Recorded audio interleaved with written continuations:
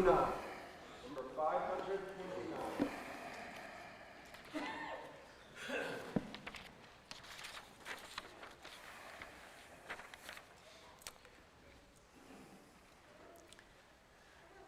I want to welcome everyone here this morning. I know we have several visiting with us today, and I would like to say to you, we are very glad that you are here. You're always welcome to be with us and to worship with us. We hope that you will remain around afterwards and let us get to know you.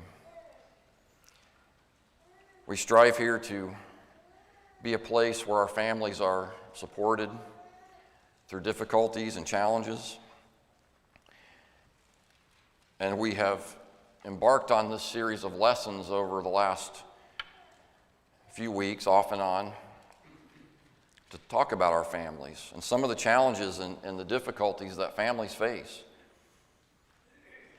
And as we've said several times, some of those things are difficult to talk about, and they require us talking about hard things and challenging things. But we do so out of love and out of concern for one another. And so I hope if you're here today and you are visiting with us, you'll find that we are a place where your family can feel supported in your journey to seek and serve God as He would have you to. Earlier in the month, Mike spoke about the prodigal son. It's a heartbreaking story of a young man who, out of selfishness, makes poor decisions. He leaves his family, and in the process, he takes his life from a place of safety and security to the pig pen. Left behind are a father and a brother who must wrestle with their son or brother's choice while maintaining their own life and continuing to move forward. Today I want to focus on the brother and the father.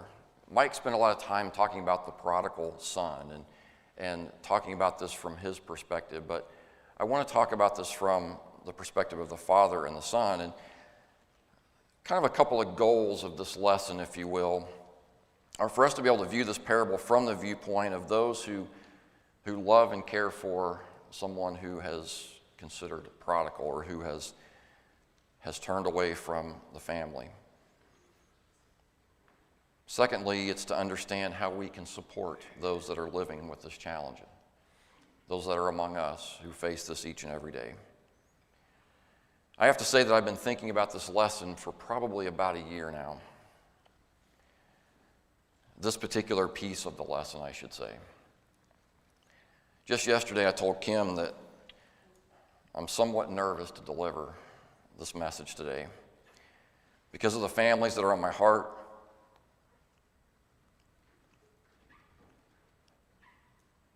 who are dealing with the struggle of this each and every day. I'm also aware that we need to consider these thoughts as we are to understand and encourage and support one another. My family, on more than one occasion, has played the role of the father and the son in this very scenario.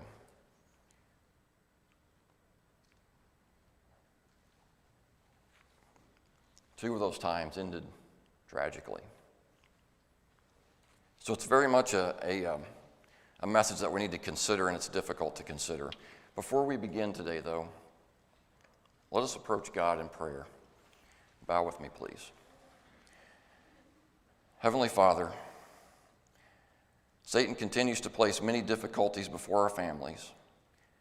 There are those whom we value and love who have turned away from you and from their families. And Father, today we ask your help as we seek guidance and wisdom from your word. Father, please help all of my words today to be said as you would have them to be spoken, and may love pour through them into the hearts of those listening today. Please comfort those who are struggling, and please continue to provide a path for the prodigals to return to you. If any one of us, Father, can be an encouragement to those facing these difficulties, make us to see those opportunities and give us courage to take up that mantle as it is laid upon our shoulders. Let us do all things in your Son's name, and ultimately, Father, for your glory and honor. We pray all this in your Son's name. Amen. For us to understand further the story of the prodigal son, we need to take a look and step back into Luke chapter 15. Luke 15 begins with verse 1 and 2, where it says, "Then all the tax collectors and the sinners drew near to him to hear, and the Pharisees and scribes complained, saying, 'This man receives sinners and eats with them.'" Jesus is talking on this occasion to a group of people. Some of them are noted as tax collectors and sinners, and the others are the Pharisees and scribes and those that are in these different groups. And what we find is that ultimately Jesus is trying to share the gospel, the message of hope, with all of these people. But you have very different ways of receiving this message. And so that sets up our thoughts for this chapter, because as Jesus is talking to these people, and we see that some of these are standing around complaining, saying, well, why is he dealing with these people? Why is he spending time with them and putting effort into them? And so Jesus goes then into a series of 3 parables. The first one is what we call the lost sheep, the parable of lost sheep. He says, "What man of you having 100 sheep, if he loses one of them, does not leave the 99 in the wilderness and go after the one which is lost until he finds it?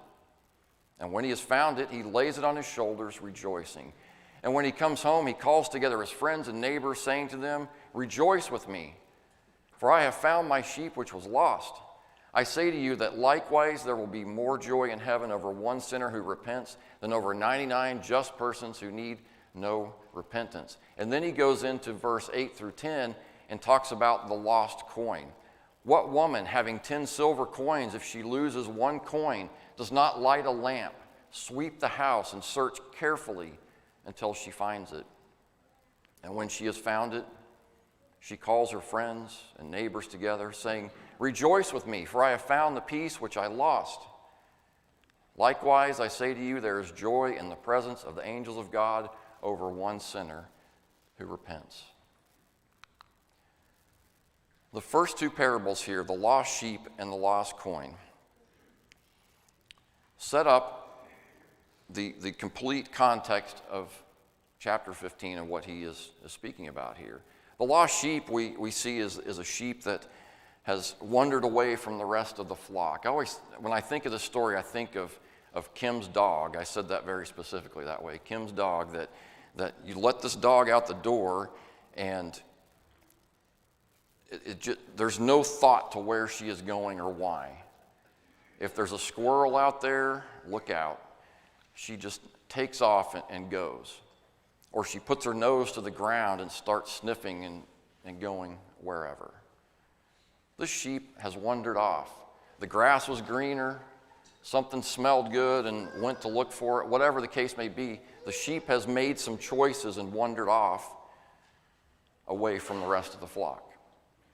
On the other hand, you've got the lost coin. The coin is sitting out there and has made 0 choices about where it's at. The coin is a coin. It can't make a choice. It's just lost. But in either case, there was value that was seen in both of these, so much so that the person looking for it either left the other things behind to go look for it or turned the world upside down trying to find that which was lost. And so we have to think about that part of chapter 15. But then he introduces the prodigal son. And when we look at the prodigal son, we can look at this and say, well, there's a difference here. The difference seems to be that the father doesn't seem to go out looking like the others did in the first 2 parables. And so what that does is it sets up some tension in here. There's some things that are going on between all this. Now, let me tell you, when Jesus tells 3 parables in a row, it's not just because he's trying to just tell 3 different stories for no reason. I would submit to you that he tells these 3 things specifically for a reason, and they connect together. And there's tension between them that we need to understand what that means if we are going to understand how we can deal with someone that is prodigal and how we can help others that are dealing with that as well.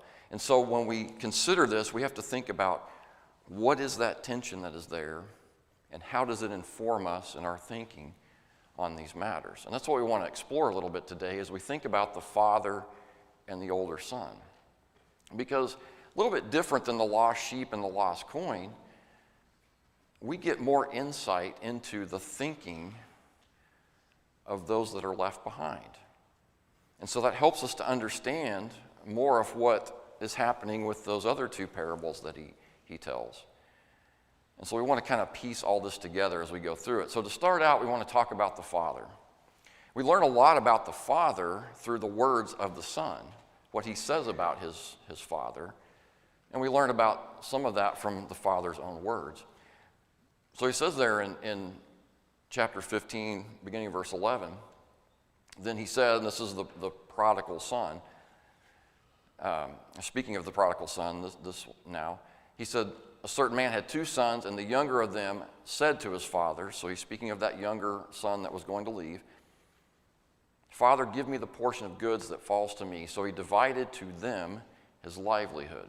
I can't tell you how many times I have read this story in my life, and Mike and I have talked about this. We've read this story and never picked up on the word them. You see, the younger son says, Dad, give me the portion of goods that falls to me. And I think I've read this my whole life and just pictured that, Dad went in the house and got a bag of money and said, here you go. Good luck. That's not what happened here. The father, when he's approached with this, sits down and takes his livelihood, all that he has, and divides it between his two sons. So the father didn't favor one over the other. He sets them both up in the same thing here. There's no favorites being played here. And I'm going to hearken back sometimes to what Mike talked about with the prodigal son. But what happens sometimes with the selfish child is they can say, well, Dad and Mom liked him or her more than me. Dad and Mom did this for my sibling and didn't do this for me. They got more things, or they got to do, or they got to have, whatever the case may be. That's what sometimes happens with the selfish child. But ultimately, we see that the father is not playing favorites there. He's giving both of them. And so we continue on in verse 17. But when he came to himself, now is the younger son, as he has left home, he has wasted all that he has, and he's sitting there in the pig pen, and he comes to himself. He says, how many of my father's hired servants have bread enough and to spare? And I sit here perishing with hunger. This is what it takes sometimes with those that have become prodigal, if you will. Sometimes they get to a point where they have to really sink to the lowest of lows before they understand what they have. Something we need to understand about the father is he cared for his household. And the son recognizes this and gives us a clue about that because he says, how many of my father's hired servants have enough? Dad didn't just take care of his sons. He was taking care of the whole household, those that were working for him. He made sure they were cared for. This tells us something about this man's approach to people that were near to him. He made sure they were cared for, and the son was starting to recognize this. So what oftentimes happens with someone is that selfish child doesn't understand or count their blessings. They're looking at life from where they're at, and they're saying, I don't have this, I don't have that, I'm not getting this. And that's their perspective at that point. So they don't count their blessings when they have them right before them. But maybe what happens is they remember them later in life. Maybe they start to remember when things aren't going so well, they start to say, well, maybe Dad took care of me a little better than I thought he did. One of the challenges of this, and I'll kind of mention this maybe more than once throughout today's lesson, but one of the challenges that happens quite often is that Satan puts people in the lives of someone that is prodigal and feeds them some of these lies. Amen.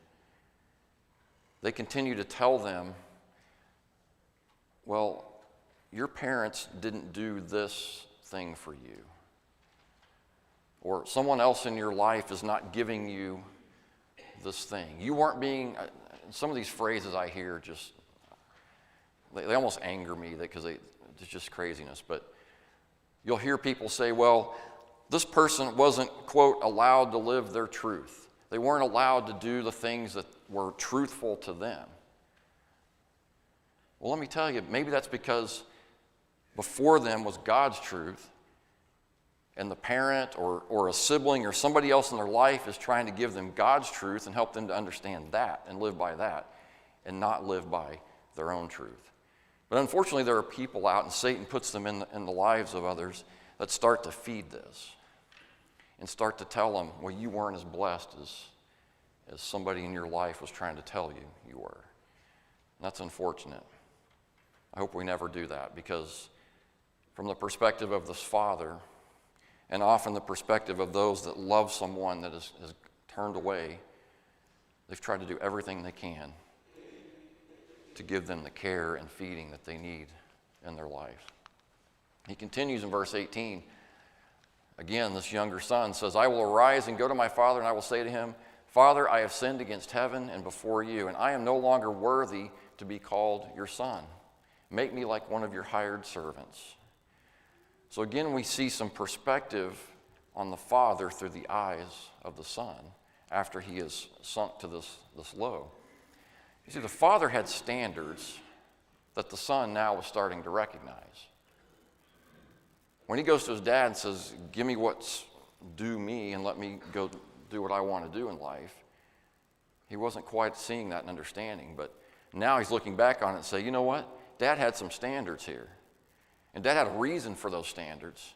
And he looks at it and says, the Father's standards align to God's will. And the reason I say that is because he says, I have sinned against heaven and before you. The Son is looking all the way back and saying, these decisions I made, these choices, I've sinned against heaven. And I've done wrong against my own Father. He's recognizing that there was a standard that was there. And quite often our families are doing everything they can to put God's standards in front of children in their life, or maybe someone's trying to put that in front of a sibling or a spouse, or maybe it's a child trying to put that in front of their own parent who's struggling. They're trying to align to God's will, just like this father did. I asked the question, perhaps this father suffered while his son was away, knowing he was separated from God. That is a challenge, a very real, difficult challenge that families here face. The suffering that comes with knowing they have tried to put all of God's standards in front of someone they love, only to see them become separated. Something for us to think about as we try to support one another. In verse 20, now the young man, after having come to this realization, gets up, says he arose and he came to his father. But when he was a great way off, his father saw him, had compassion, and ran and fell on his neck and kissed him. I have looked at this many times, and I've even spoken about this particular piece and other lessons for other reasons. And I think I've wrongly said before that, the father was kind of sitting there on the front porch waiting. And maybe he was, but I've kind of always had that thought in my mind of like the son has been gone, and here's Dad sitting here in the rocking chair on the porch waiting, watching for him. Well, what we'll see in a minute, I don't know if that's totally true because they still maintain the business of the family. But whatever the case may be, when this younger son is coming back, and when he's still far away, the dad looks up and sees him. And immediately, he has compassion on him. So the father recognized him even from afar. And I want you to understand this, that here is a young man who has gone out over the years and wasted his life and spent his time doing things that were harmful to him, and taken his life, as it tells us, to the pig pen. So here's this young man coming down the road. He probably didn't look that great, didn't smell that great. He's in rough shape. But yet Dad looks down the road and recognizes him. He still sees through all that. It's an important thing for us to understand about families that are dealing with this, because we can tend to look at the filth and the stink of sin that's all over someone. And here is somebody that loves that individual, a child, sibling, a parent, whoever it may be. And they're looking beyond all of that filth back into that person they know and recognize and love. The father recognizes him from afar, and immediately he has compassion. It doesn't tell us that the dad looked at this young man coming back down the road with all his filth and covered in sin, and he didn't look at him and say, well, here comes the boy dragging himself back home. He didn't look at him with some sort of, we'll see how this works out. We'll be cautiously optimistic about it. Maybe it'll work out. We'll give him 6 months. We'll see how things go. It says he immediately had compassion. And that's something we also have to understand, that families that are dealing with this type of challenge may have someone that comes in and out of their life. In this story, the son leaves once and comes home. That's all we know, but quite often families deal with this in a cycle over and over and over again. And they continue to have that compassion because it's someone that they love and care for. It tells us the father ran to embrace him. He ran. Fell on his neck, it says.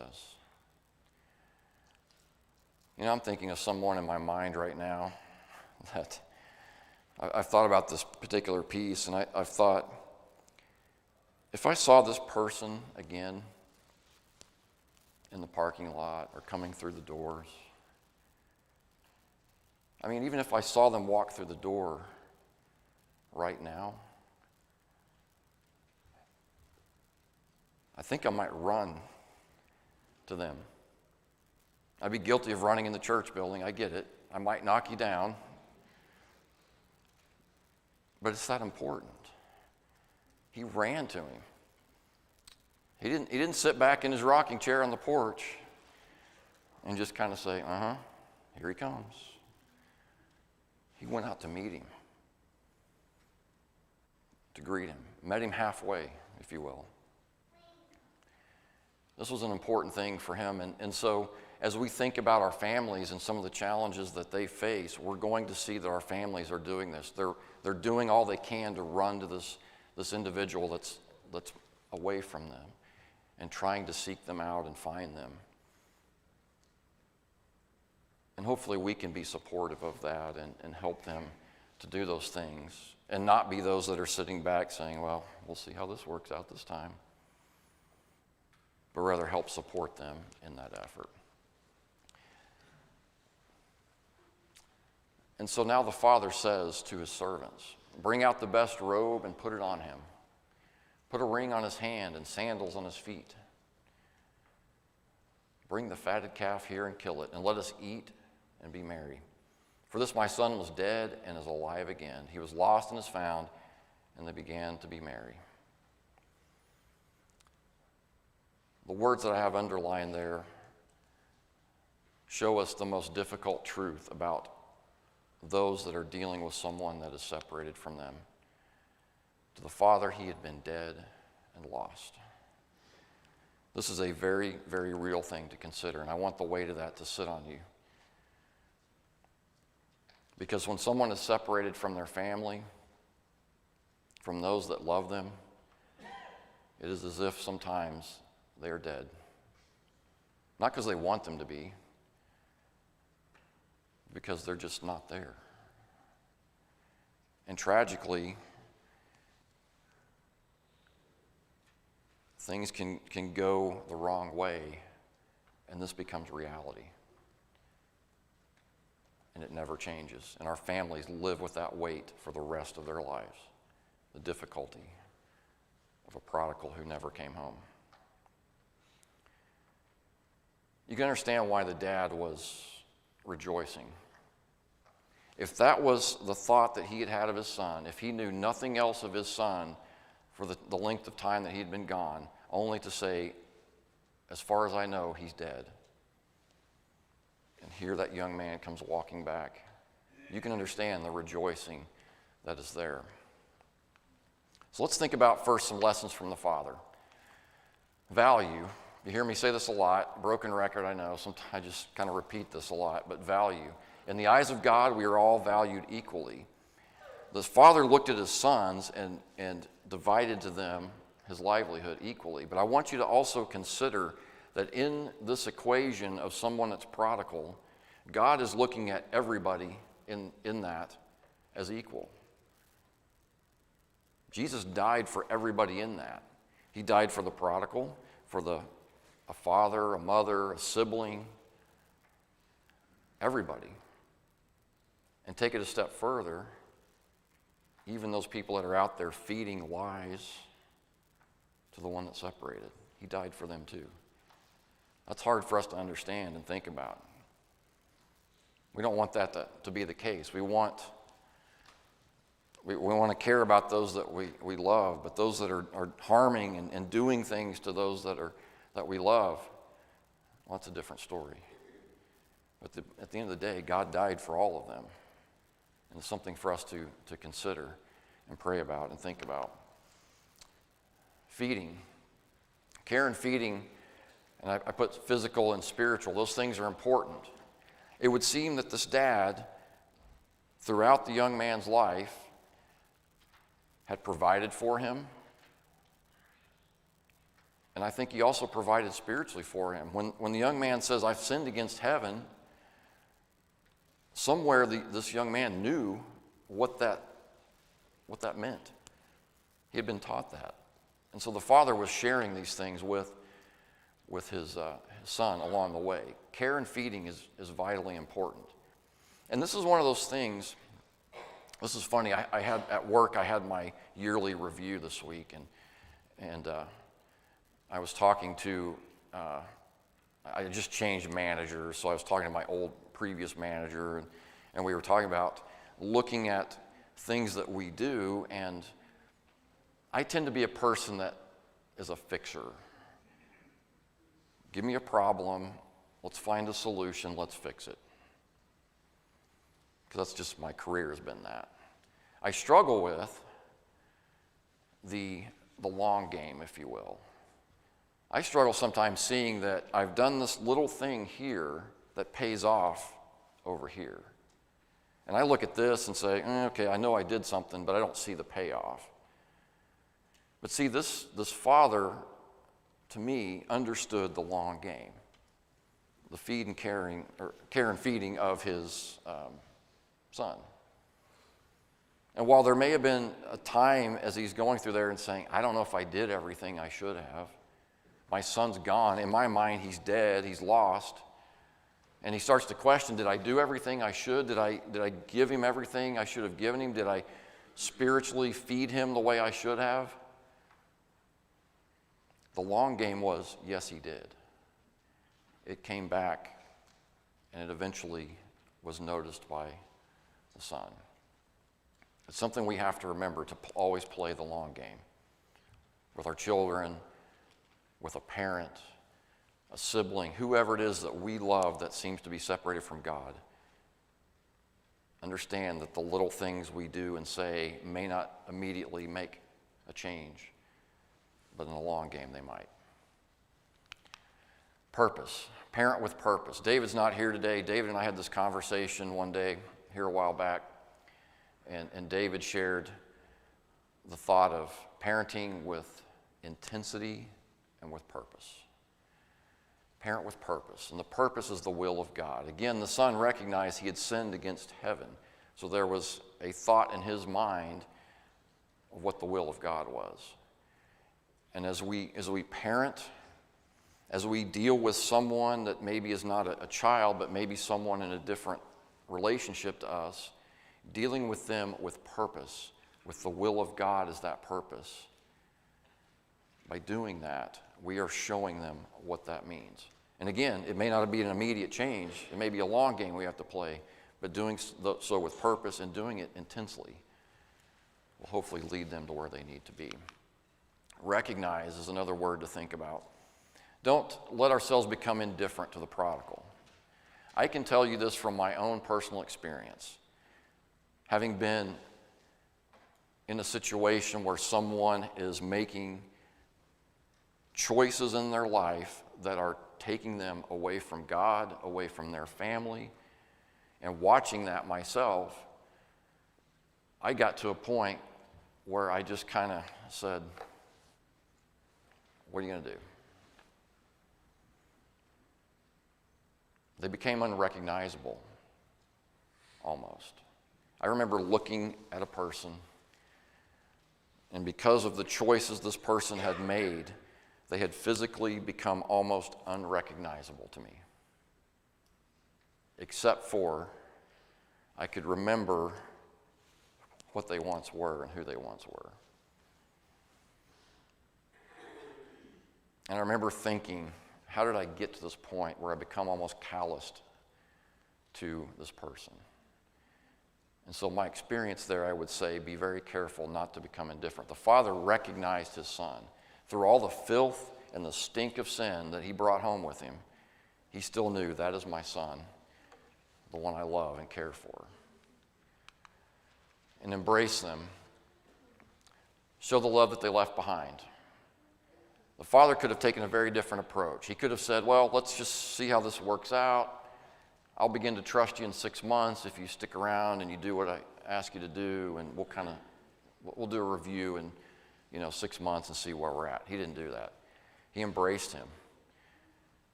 He showed that prodigal, this is what you left behind. You see, the other approach is going to automatically set in the mind of this individual, well, maybe that's why I left. Dad didn't love me. Dad didn't care. Satan's going to feed off of that as quickly as he can. So the opportunities we have to show love to someone are very important. And we need to celebrate, give dignity and honor to the prodigal. That's what he did with his son. He honored him. It's not honoring the sin that he had gotten into. It's not saying, laughing about it and saying, oh, well, great, you went out and survived this, you did all these things, well, now you're back. It wasn't that at all. He was honoring him because he had been lost, he had been dead, and here he is. And showing him that honor was important, because if we don't do that, if we start to treat them like they've been in the pig pen of life, then they're going to continue to kind of wallow in that, if you will. Let's think about the son here for a few minutes. Now the older son was in the field, and he came and drew near to the house, and he heard music and dancing, and so he called one of the servants and asked what these things meant. And he said to him, your brother has come, and because he has received him safe and sound, your father has killed the fatted calf. I want to just make note here that the other son, the older one, has stayed behind, and it appears he continues to work in the family's business, whatever that is. Again, both of them had livelihood divided to them. He stays behind and continues to work, and so he's out in the field, and he's been there doing the work. And that's important for us to understand, because it helps us see a little bit of why he says the things he does. So he was still working, and that business didn't stop there. And so he was angry when he finds this out. He was angry, wouldn't go in. Therefore, his father came out and pleaded with him, it says there in verse 28. So the son had an emotion here of anger. And you can understand why, because here he is, dad's divided up all the living. Younger son goes out and spends it all and in this life that he's living and wastes it all. And here this older son stays behind, and he continues to work and invest and do all these things, and he keeps the business going. He takes care of dad and all these things that are going on. that emotion's very real for those that are surrounding someone that's prodigal. Siblings in a family can get very, very upset with this individual. They can look at him and say, look, I stayed behind to take care of mom and dad. What are you out here doing? They can start to have those feelings, and it's a real thing. And going forward in life, it remains a very real thing. There are situations that come up, just being very honest, in my life, where I get angry still because I'm here dealing with something and you're not. Why not?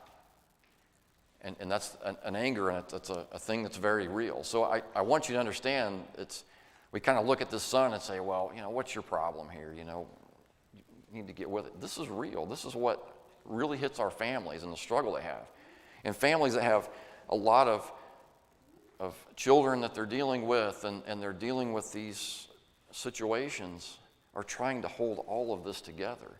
And you multiply this by more than one person that surrounds someone that's prodigal, and it gets even harder to handle. And there's more challenge there. And the son didn't want to even come near any of this. He wanted to remain distant. I don't want to have anything to do with this person or this party you're having. I don't want any part of it. That's also very real. Because sometimes we can get to the point where we look at someone that's prodigal and say, well, I just, you know what, I don't even want to talk to them. I don't want to mess with them. They have over and over again put themselves in the situation. It's their fault. They are turning my life upside down, and I got better things to do. And that's what this son was feeling. But notice what the father does, going back to the father just for a moment. He goes out looking for this older son. They've got this celebration going on. The younger son's back, and they're trying to honor him and celebrate that he's back and he's alive and well.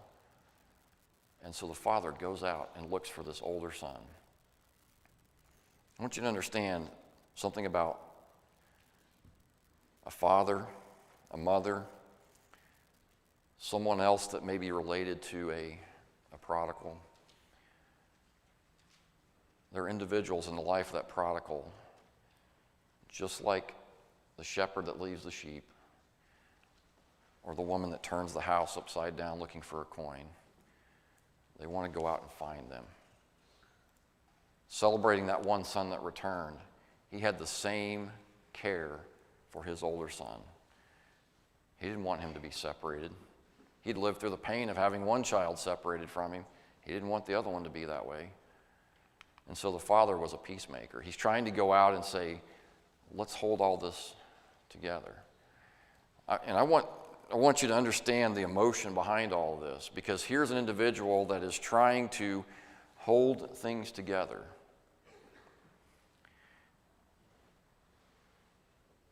And he has someone here that is, it's kind of like sometimes you start getting into terminology that maybe is like an Okie slang or something, I don't know.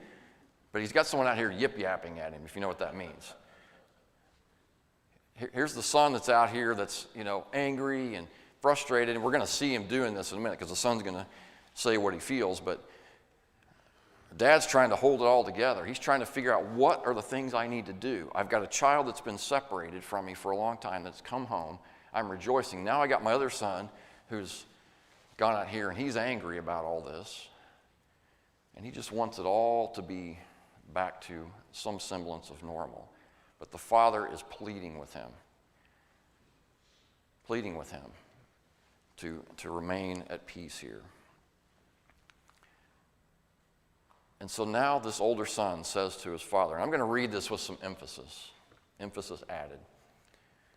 Lo, these many years I have been serving you.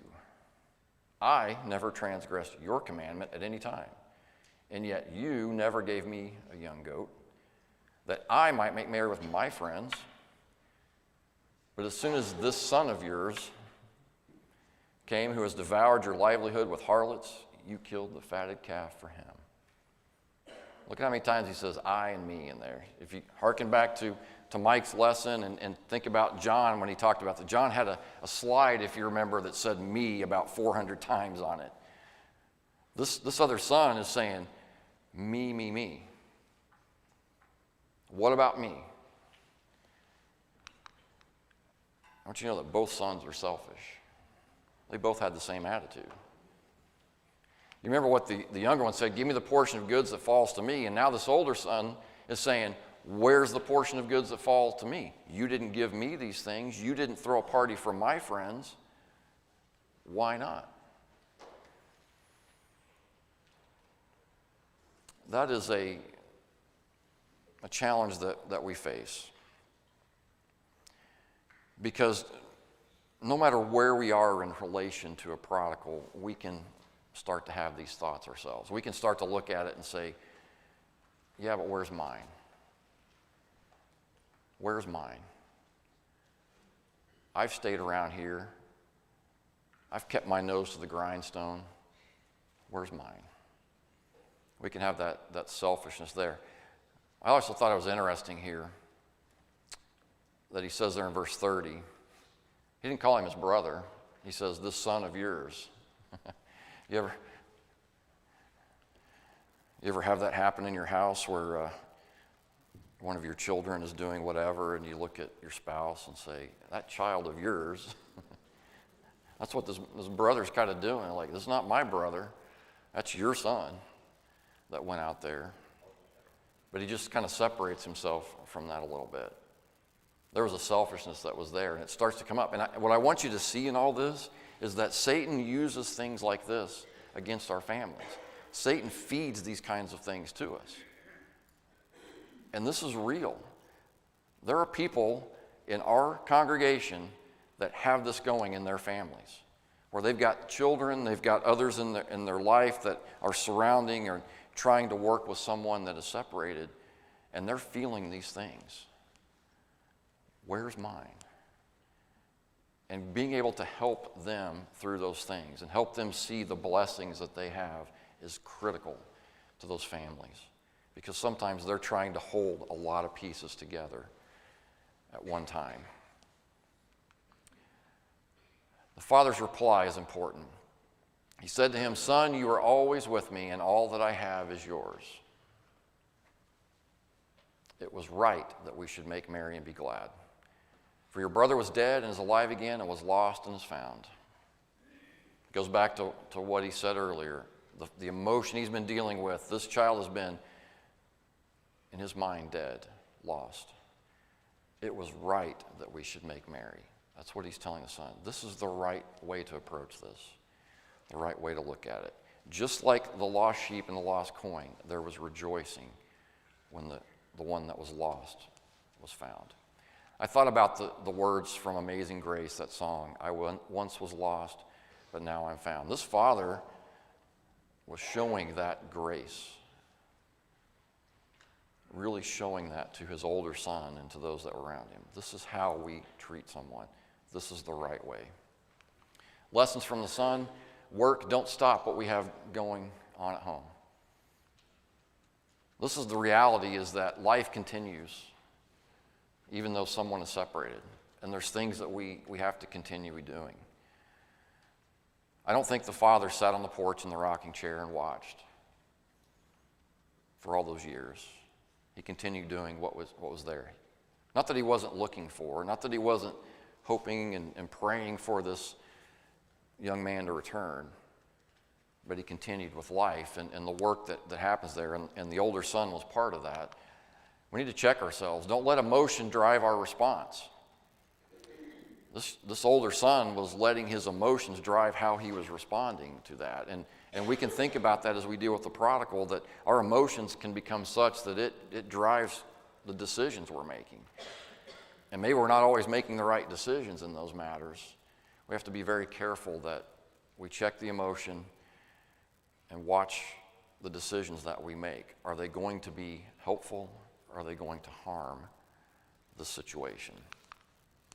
Don't join the wrong party. This isn't politics here. This is, are we going to rejoice when the prodigal comes home? Or are we going to have a pity party and say, I didn't get mine? Where's mine? I did all this. Nobody recognized me. Being able to rejoice is important. So let's go back to this as we start to wrap this up. Here's our diagram from earlier. There's tension between all of these, and how do we understand our approach? If we find ourselves in this situation, what do we do? If we have someone that we love and care for and they separate themselves from us, how do we approach that? If we are among those who are dealing with this, how do we deal with that struggle? Well, I think part of it is we can understand the tension between these, what those things are, and when we do, it helps drive our response. So think about this first, and hopefully these are big enough to see. I should have made them a little bigger, but intensity. Think about that word intensity. If you go back to the first two parables that he told, the lost sheep and the lost coin, you see a high degree of intensity. Because the shepherd leaves everything else behind, all the 99, and goes looking for the one. He goes through the highways and the hedges until he finds it. The lost coin, by implication, she knew where the other 9 coins were. She probably had them secured, but then she turns the house upside down. She turns on the lights to shine in all the dark places, turns things over, sweeps, does all these things. There was an intense search that happened. When you think about intensity and then you go back to the prodigal son, that story, and then you start to say, well, wait a minute. It seems like he stayed home. He didn't go out looking. We don't really know that part of the story. Jesus doesn't tell us that part. We could infer that he did to some extent go looking, because it would seem that he looked, didn't find him, assumed he's lost, assumed he's dead, and that's what he was living with. But we don't see the same intensity there. Think about also choices. There's another tension that's there in these parables. The degree of choices that an individual can make. So think about the lost sheep, as I said, kind of that image of the sheep. It's got its nose to the ground, and it's just kind of following and going wherever, and looks up and says, oh, that grass looks nice over there, I'll go try that. And doesn't realize that everyone else has gone on the other direction. Made choices, but maybe didn't fully understand the choices. And compare that to the prodigal son, who clearly went to his dad and said, Dad, this is what I want to do. Give me these things. Made a decision to go that route. Or you might think about the lost coin, who again made 0 decisions about where it was going to be. It ended up where it was just because it did. There's choices that are made in the life of a prodigal. Satan is feeding those choices, and those choices end up with a consequence, but kind of thinking about that tension and where that sits. So that's the second one. And then also think about the ability to return.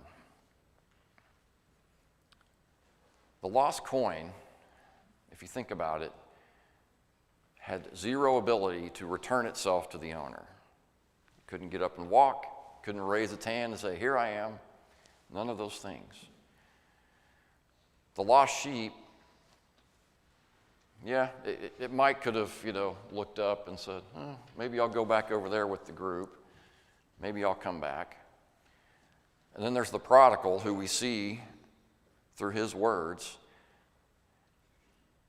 realizing, hey, as difficult as it is, I could go back. There was a kind of a sliding scale, if you will, on the ability to return back to those that they had left behind. And so when we think about all of these things and we look at someone that is prodigal, these are things that we can consider in their life. We can consider what choices they're making. We can consider what's their ability to return. And it can help us drive toward how much intensity we need when we put into searching for them. You see, there are going to be individuals who have made certain choices in their life and put themselves in a situation that their ability to return is very, very difficult. and they need that intense search. There are challenges that face people that cause them not to be able to make good choices. They've already made bad choices to put themselves where they're at, and mentally they are going to continue making bad choices. And they need extra help to return. And there's that level of intensity. And then there are going to be some in life who knowingly make choices, who you can stand before and you can say, this is what you should do different. This is why this is not right. They have full ability, full cognitive ability to understand and think about their choices, full ability to return back. And perhaps those are the situations where we do what we can, but then there has to be a point where they need to make those choices to come home, as difficult as it is. This gives us the ability, I hope, to understand how we put all these things in chapter 15 together. Lastly, I'll say, if we really want to understand all of this, just look to the one that was telling all these parables. Jesus said in Luke 19, verse 10, the Son of Man has come to seek and to save that which was lost. The hardest part about working with a prodigal is our continued concern that we haven't done enough, that we haven't reached out far enough, our intensity hasn't been enough. And that can be a great challenge for our families. But ultimately, we have to understand that Jesus came to seek and save the lost. Above anything you and I can do, above any efforts we can put into it,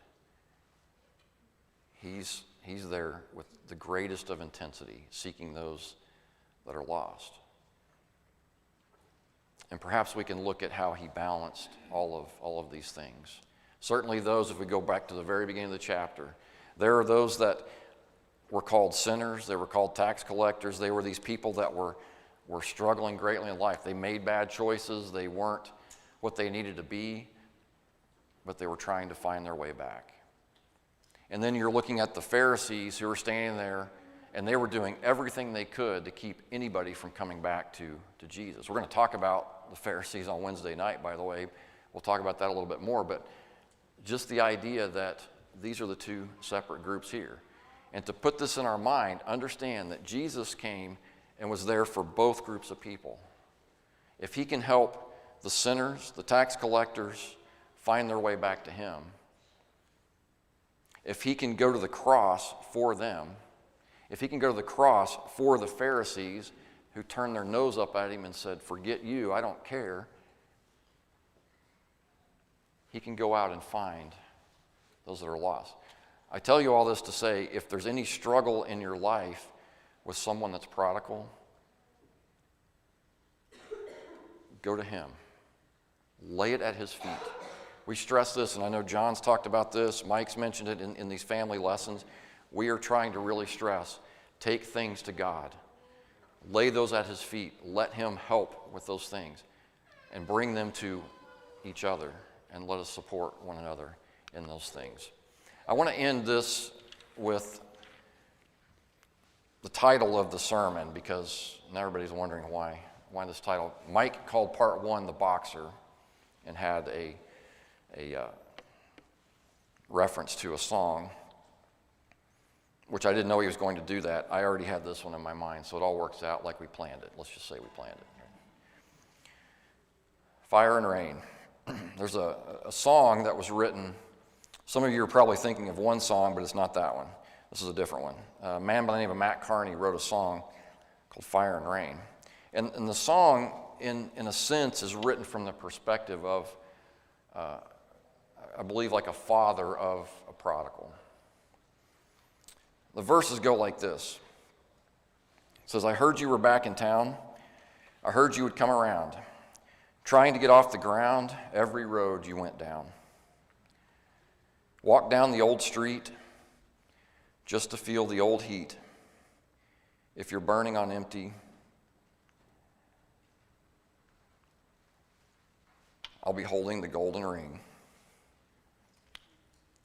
I'll meet you halfway if you're coming the long way. I don't care what the people say of the prodigal runaway. We'll say goodbye, I'm gone. It hurts to hold on. If you settle your score, I'll pick you up off the floor. Because they don't know you like I do. I wait for the whole world to show you. Maybe we're not that gone. And the verse or the chorus goes like this. Do you ever think about me? Do you ever call my name? Ask me now, I'll give you the reasons my love will not fade through the fire and the rain.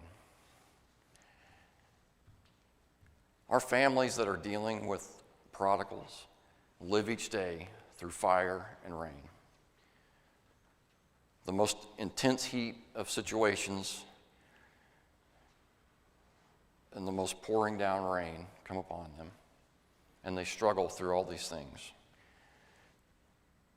As we try to support one another through these, I hope this helps us to see the perspective of those that are left behind. I hope it helps us to understand the great lengths that they will go to seek those that they love and to bring them back. And I hope it helps us to understand how we can support one another in those efforts. And lastly, I'll leave you with this. We serve a God that says these very words to us. Do you think about me? Do you call my name?